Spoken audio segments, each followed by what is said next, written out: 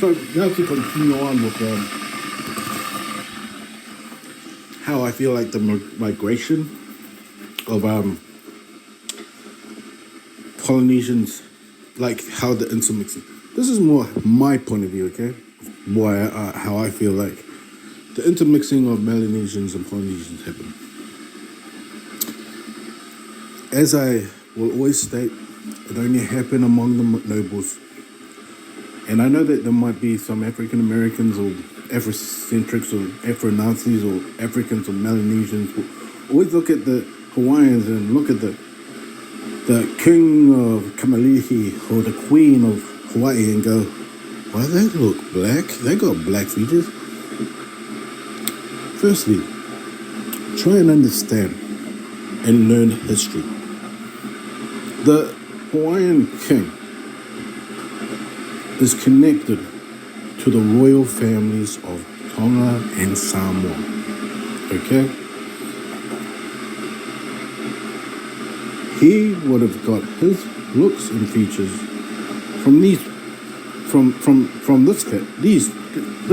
this whole region, royal family. Now, Samoans, their noble family, even though some of them can trace their ancestry to Fiji, which is not many, most of the noble families within Samoa actually have connection to Tonga. Now, Tongans, their noble family, they don't have noble families. They probably have the only area in all Oceania that has a dynasty or kings.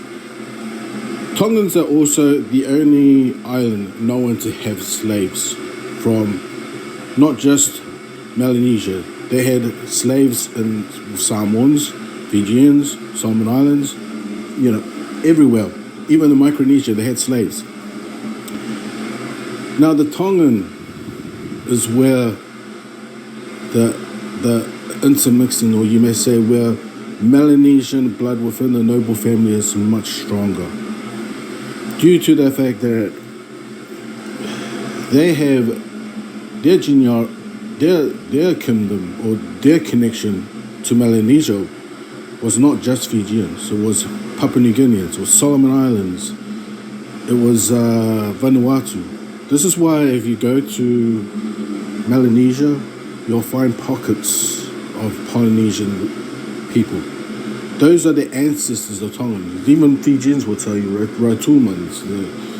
The Papua New Guineans will point out a small section of their island has got Polynesians, and this section got Polynesians. So what happened is that you could say within Tonga, there was a certain look and a feature was created that is not Polynesian, but it was a mixture of both the Melanesian and the Polynesian gene. And they were very dark and black in the beginning. And if you read the writings of Cook Highlands, he was quite upset that a lot of the Tongans were starting to look very, very African. I'm not kidding. He was saying that they were starting to lose their features, their beauty, and he was talking about the royal kings. And it was not until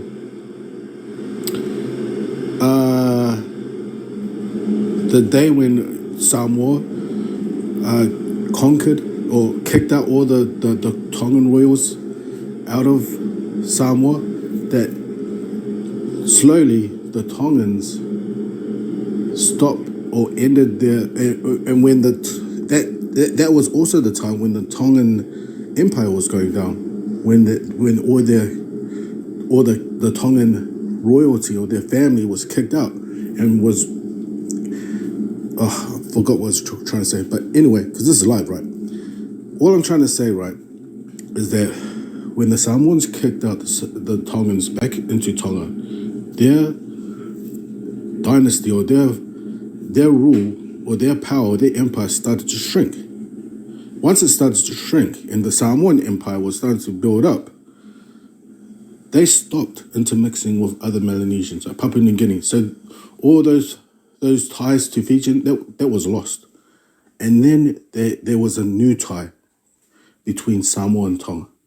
And they started to mix with each other more than the Fijians. And this is how the skin got lighter.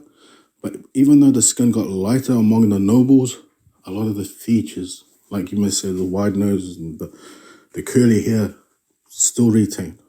Okay? So this is why I say this look here is not Polynesian. That look is a mixture of is the noble features, the features of the noble people. While this feature here, that's how the original Polynesian looked like. And those ancestors, especially in the East Polynesia, can trace their lineage way back to the South Americans, where you get the kumaran, the chicken and all that, and you'll find the East Polynesia, the culture and everything, very different from West Polynesia. And why is that? Because in West Polynesia, they say it's a mixture of Micronesian and Melanesian influences. While in East Polynesia, it's mainly just the original culture. So that's it.